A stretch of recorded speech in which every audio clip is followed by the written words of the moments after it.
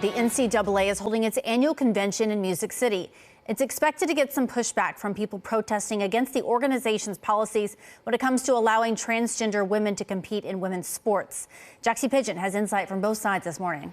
Well, Nikki, just yesterday, the House passed the Protection of Women and Girls in Sports Act, which aims to amend Title IX protections and ensure only people assigned female at birth can participate in women's athletics. Conservative nonprofit Independent Women Forum announced they would be holding a demonstration at the 2025 NCAA convention at the Gaylord Opryland Resort today. This follows rallies the past 2 years at the annual conference. The organization says their goal is to call on lawmakers to keep women's sports, quote, female.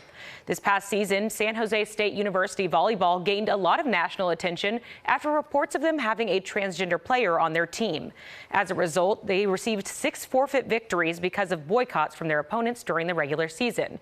And as a swimmer in her final collegiate race at the University of Kentucky in 2022, Gallatin native Riley Gaines tied for 5th place with the UPenn swimmer Leah Thomas, who would go on to become the first openly trans women champion in the NCAA women's division after winning the 500-yard freestyle that same day.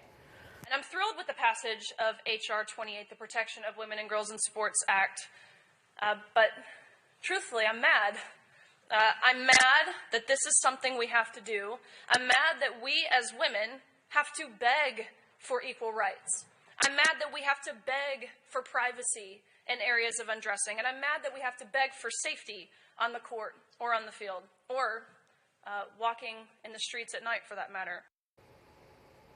On the other side, groups like Athlete Ally remain dedicated to protecting LGBTQ+ rights in sports and other parts of society.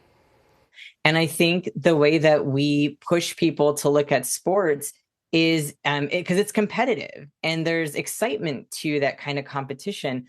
But where that excitement turns into danger is when we start threatening people's lives, when we start demonizing an entire identity, which is not new.